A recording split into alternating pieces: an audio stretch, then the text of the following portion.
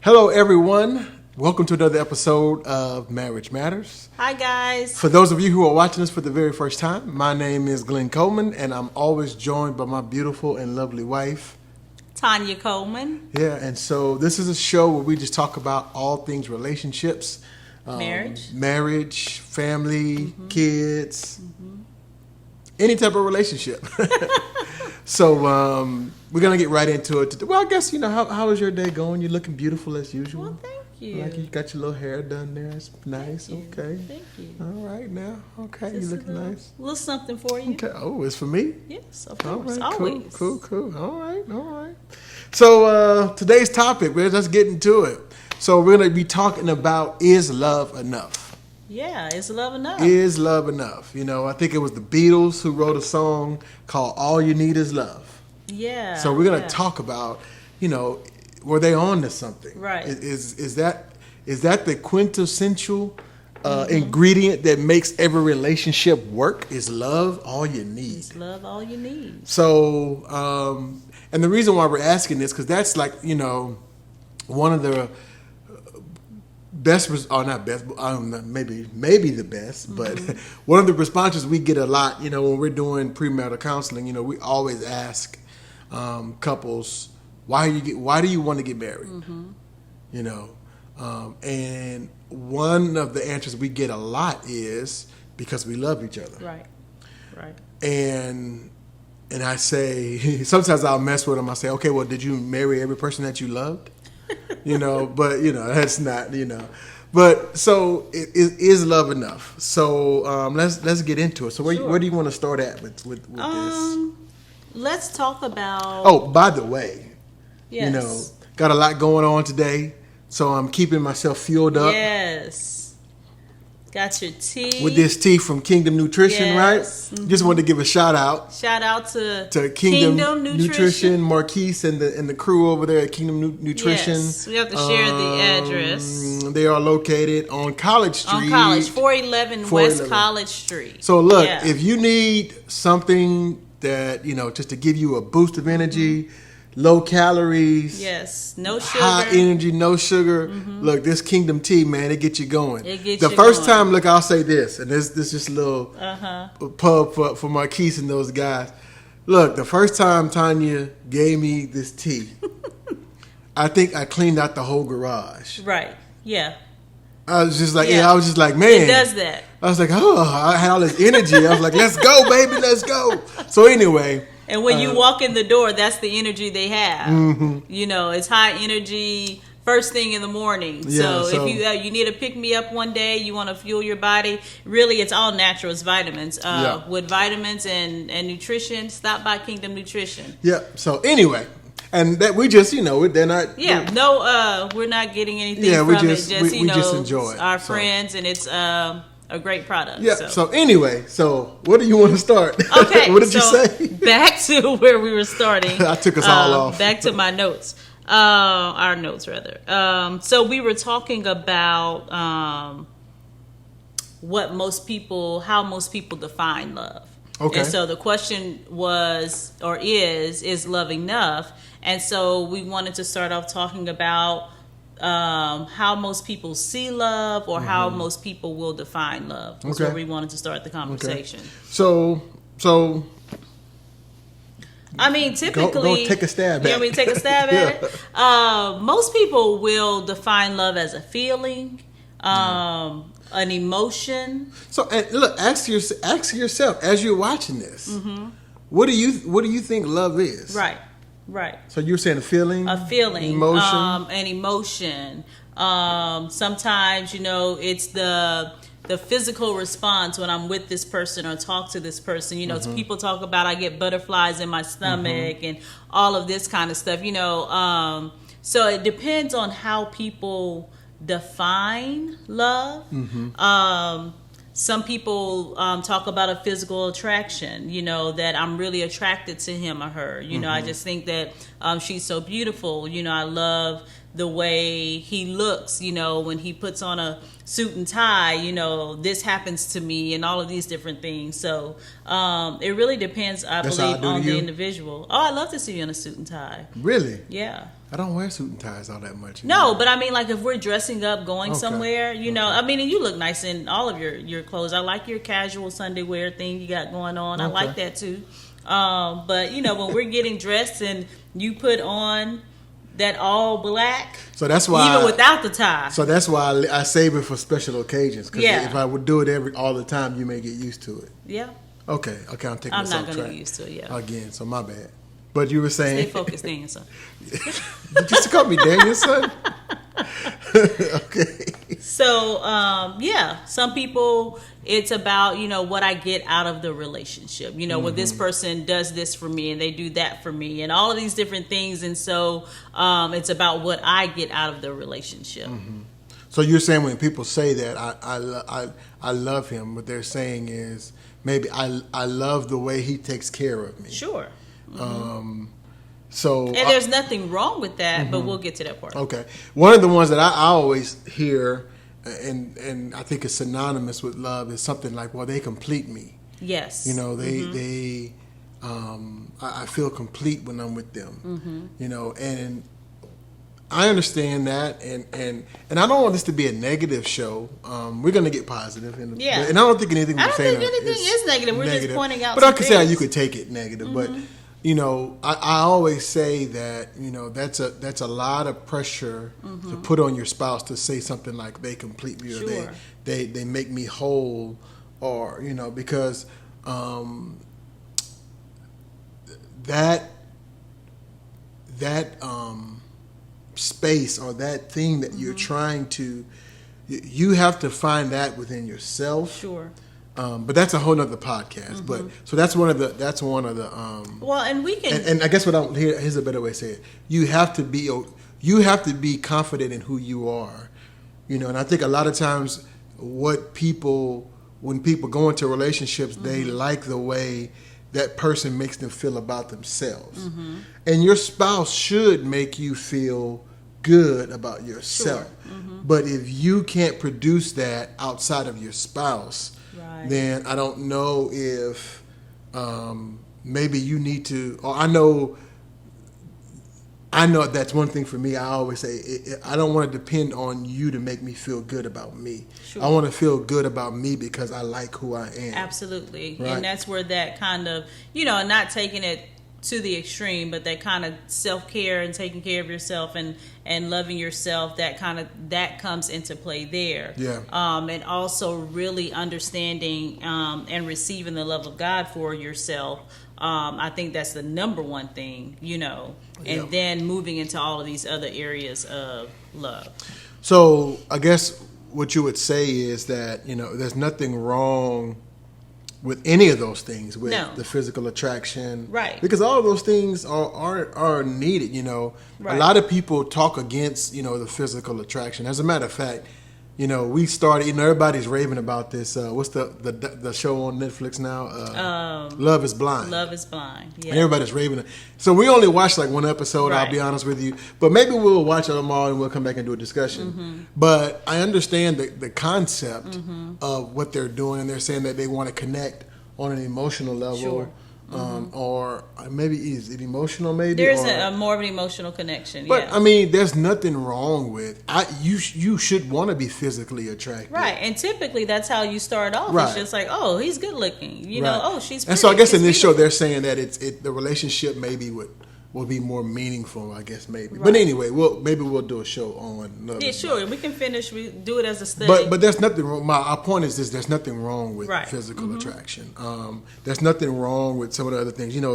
Feeling complete in that. There's nothing wrong with that. But when that's your limit to what you consider love, there is, and I see issues with that because. There may come a time when your spouse may not make you feel whole or incomplete. Yeah, there may be a time where what happens if you do lose physical attraction? Sure. We go through so many different phases and Right. stages in life. Your body, you have kids, your body Right. expands. A lot of different things go on, and so it's very possible to not be that size, 8 that you were when we met. You Right. know, yeah. And I think, what I'm saying is, I think that even if you lose it, you can always gain it back. Absolutely. But my point is, I know people who has over the years, maybe the physical attraction. Maybe we need to do another episode on is physical attraction enough. But anyway, hopefully you follow what we're saying. We're saying that those things in and of themselves are not enough, because those things all can change. Absolutely. All those things can change. What are some of the other things we said? What you're getting out of the relationship. I know so many times, I've never seen this or experienced this personally, but I've heard of people to where, there are, a lot of times, I know this happens, if, you guys are used to one lifestyle, maybe, you're CEO of a company or something, and so you're accustomed to one type of lifestyle, Right. and you're used to living a certain lifestyle. Something happens, one of you Right, loses and your the job, finances the change. financial situation Right. changes, it puts stress on the marriage, and then Sure. then the marriage into divorce. Well, again, if you're in that relationship for what you can get out of Right. it and how Right. he or she takes care of you. Right, or What the comfort happens? level that it What happens provides. if the roles switch? We have friends and we know people who, they were married and had a great relationship, and one of the spouses had they had a heart attack, they had a stroke, or something happened, and the roles, they had to be Right, had to physically become take care of this right, person. the breadwinner for the family. And I know of yeah. one, incident I'm thinking of now where they were not the one spouse. I don't think that they were willing to do that. Right. And the whole dynamics of their relationship changed, and it didn't work out well. And it didn't work out well. I'll Yeah, just say that's that.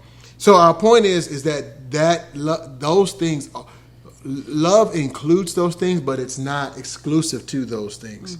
So, what are those other things that you think love? What's the other ingredients that love brings to the table that a lot of people up front, I think, don't consider? Sure. What are some of those? Healthy, clear, concise communication. Yeah.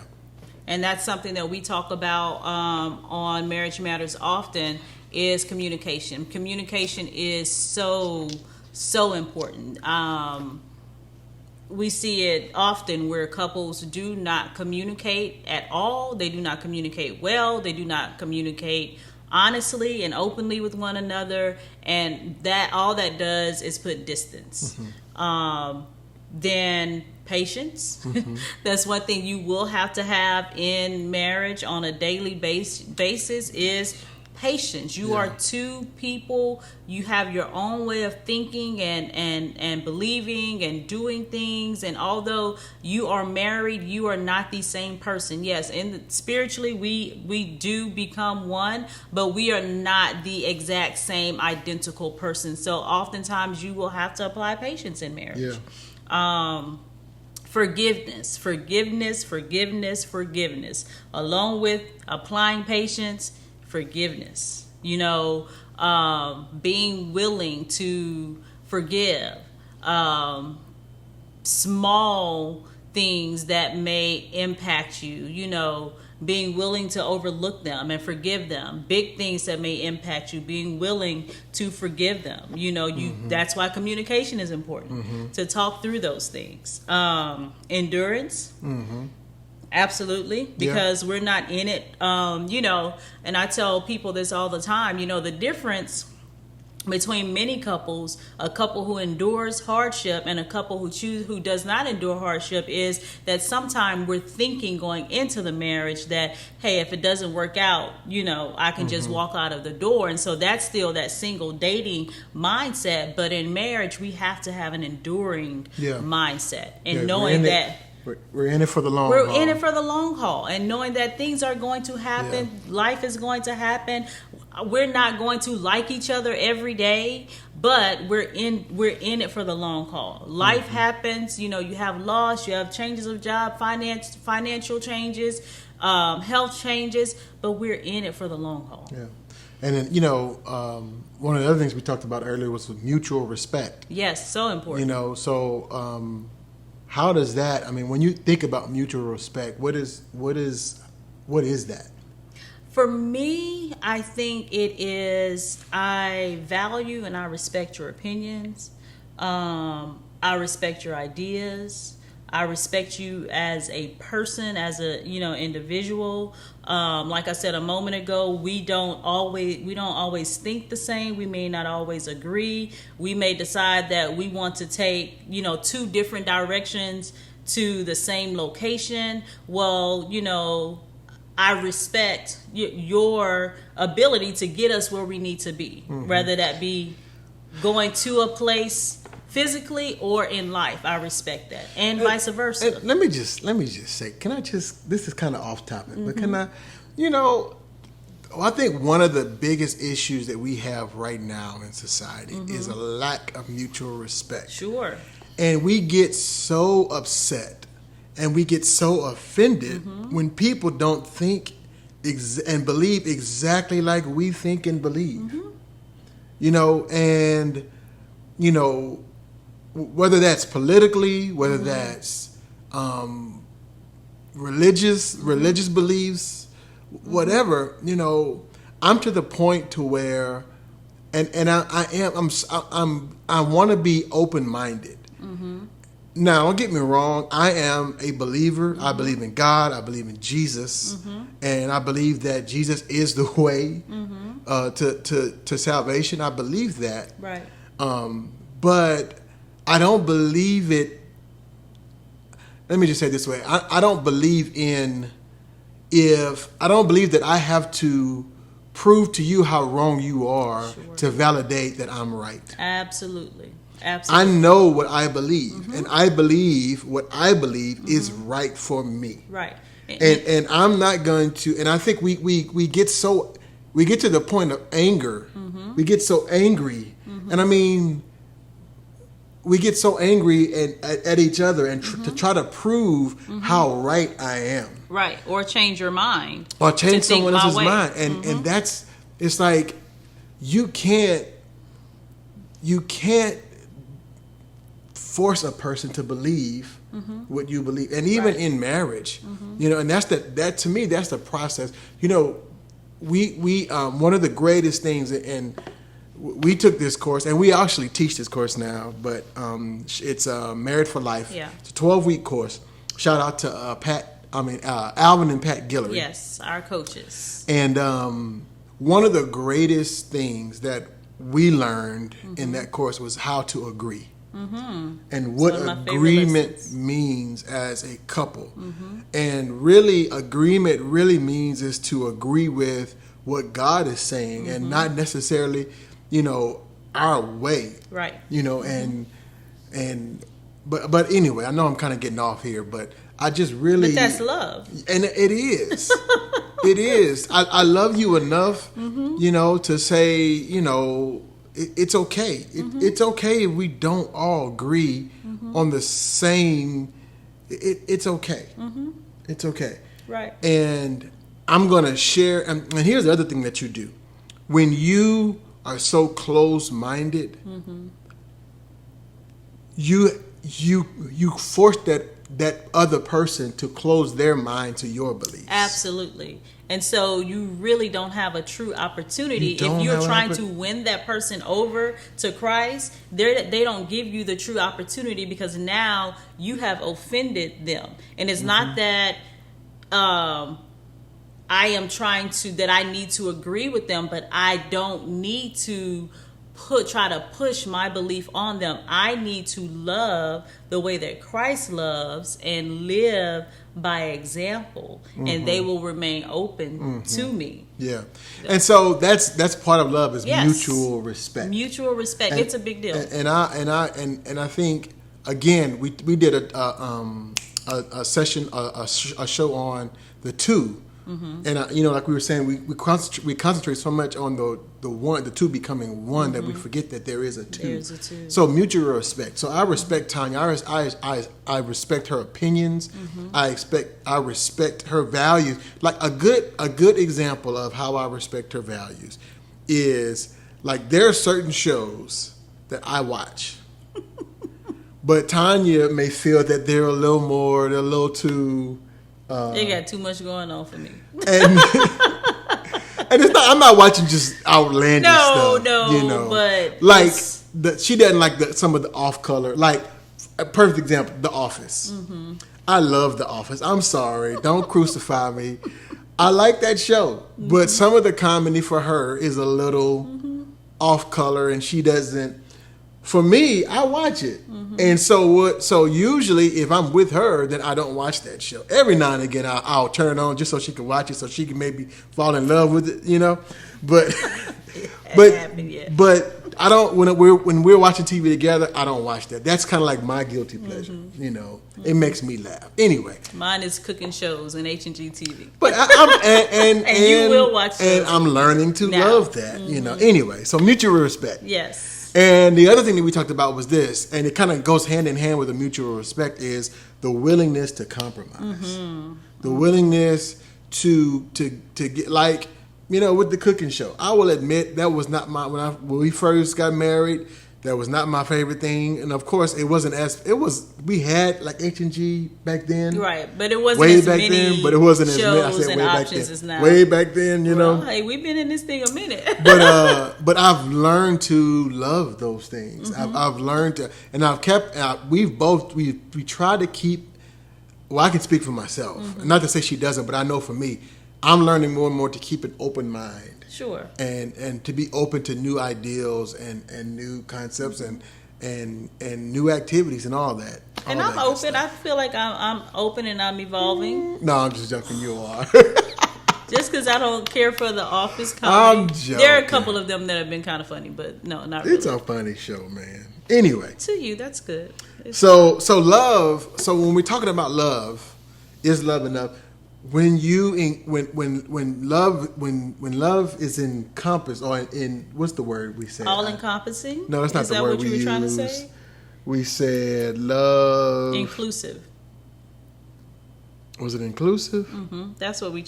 Yes, that was the word. Okay. Yeah, love includes. You're right.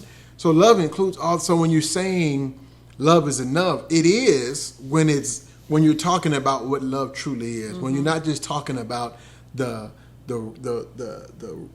romance side of love. The fuzzy feelings. Right. It has to be all inclusive, right? So let me just read this definition of love, and to me this is one of the most perfect definitions of love. This is taken from 1 Corinthians 13, and it starts at around verse 7. So this is the Message Bible. It doesn't break down the verses. So it says, love never gives up. Love cares more for others than for self. Love doesn't want what it doesn't have. Love doesn't strut. It doesn't have a swelled head. It doesn't force itself on others. So we were just talking about that. It doesn't say you got to think like me or you can't be associated with me. Right. It isn't always me first. It doesn't fly off at the handle. It doesn't keep score of sins of others. It doesn't revel when others grovel. So I can't go off. I can't lose my temper because you did something I didn't like. I can't keep track of all the stuff that you did over the last year. So when you're over the last 10 years, when you're doing that, that's not operating in love. Right. And some people they take pride in that. Absolutely. I'm gonna tell you, you always know what's on my mind because I'm anyway. It takes pleasure in the flowering of truth. It puts up with anything. It trusts God always looks for the best, never looks back, but keeps going to the end. Yeah. I love that it trusts God always. Yeah. Trust God always. Yeah. So even in the hardships, even in the parts of marriage and relationships that we have to endure hardships, we have to trust God in those times. Yeah. And so the great thing about this, or the other part of this, so we talked about it, love is enough when it's complete. Yeah. When love is complete, Yeah. when it's perfected, when you're not talking about just the fuzzy stuff, but you're talking about. I wrote down a note here: the work of love versus the feeling and the romance of love. Yeah. So when you're willing to put in the work of love, not just the feelings. as a matter of fact, the more you do the work of love, the more you all those things we just talked about, Right. about not flying off, about always putting Right. others, your spouse before yourself, Right. about it's not me first, not being the big head, not trying to force my way onto you. Sure. When you do all of those things, you'll find the other side, the romance side and the feeling side will grow Yeah. when you do the work. They're amplified, of love. yeah. So, but then that brings me to my next point: is that love. When love is enough, when it's growing, because that's what love is. Love is Yes. not a one time stagnant thing. Right. Love is always growing and evolving. Right. We don't just say it on the wedding day. Right. Yeah. Right. It is something that's always growing and evolving and changing, and should be through the years, that as we are changing and growing as individuals, that our love for one another also grows and enhances. I know, right? I had to save a little bit of mine for the morning. When I I'm get about to up. drink all mine. You'll be up tonight. No, it's still early. Anyway, I had a comment, but I'm not. I had a comment. I was going to say something about being up tonight. I already know. It's But okay. Anyway, back to the program. Love. Yes. But yeah, so love is enough when you are operating in perfected love, in what love truly is, and it's growing and it's evolving. And so, because here's the thing, whether you want to admit this or not, but everybody has a need for love. Absolutely. Everybody has a need for Absolutely. love. And I think that's one of our lifelong pursuits is to pursue love. So that brings me to I think maybe it'll be our final point is that you have to learn how to love your spouse. Yeah. And that's part of that growing in love is you have to know what it means. One of the greatest tools that helped us with this was the 5 Love Languages by Gary Chapman, and learning how Tanya interprets love and Right. learning what it means to her, what it means for her. And again, love doesn't force itself, right? Right. So I can't say, if you want me to love you, this is how I'm going to love Right. you. Because Right. this is the only way I know You how to just love. have to accept You got to accept this because this is how I show Right. love. Right. Well, I had to realize and learn that Tanya may not necessarily perceive love the way I perceive love. She may Correct. perceive it Right. differently. And we have to be willing to give that to one another. I know, that you like to physical touch, and so there are times where I will just, purposely walk by and touch your head. I like to touch your head. Watch Or out now. rub your beard. And, because I know that that's Breaking one way that love is communicated to you. That's one of your love languages. But I do that on purpose, and to me, I'm doing it for you, but I'm also doing it for me because I get to love on you. Yeah. It's something that I enjoy doing. Yeah. And the other thing I like about that in that book, it talks about the love tank and keeping the love tank full. Yeah. And when you do that, when you're loving that way, then love is enough. Yeah. But I think the biggest problem is that it's the way we define love. It's the way we interpret love in our relationships.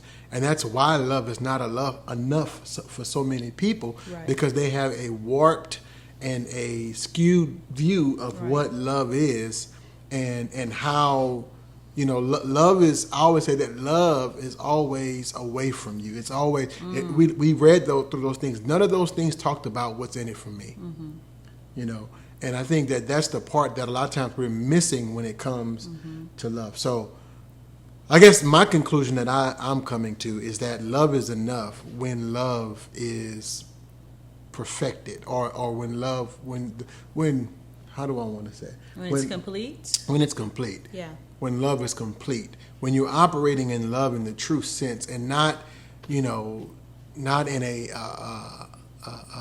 skewed view of what love is. That's a superficial view. I think oftentimes people have a superficial view. And so for me, I think love includes all of those things that you just said. And it's a complete package, I guess.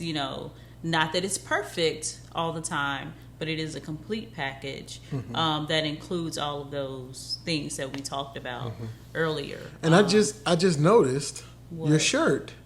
Oh yeah, it says love that was not wins. even done on purpose. I know. Yes, and the love Bible does. wins. It says that in the one translation in 1 Corinthians, it says love never fails. Love never fails. It never fails. So if you are loving the way we just described, if you are working toward and you're working on all of those things, then love will be enough, and love will keep you, and love will sustain you. Absolutely. So, get into, and that's a great resource. I would start there. Get that book, The 5 Love The Languages. 5 Love Languages by Gary Chapman. Yeah. And you can get it on audiobook. That's, I like audiobooks. I listen to a lot of audiobooks. But start there, man, and figure out, what does it really mean to love someone? Because I really think that sometimes we really don't know what that means. Because a lot of people, man, a lot of people just been hurt and misused and abused, and so we really sometimes I think we really don't know what it means to love someone. Yeah, that's good, hon. So that's all we got for you today. So this is Glenn and Tanya saying your marriage matters. We'll see you next week. Bye.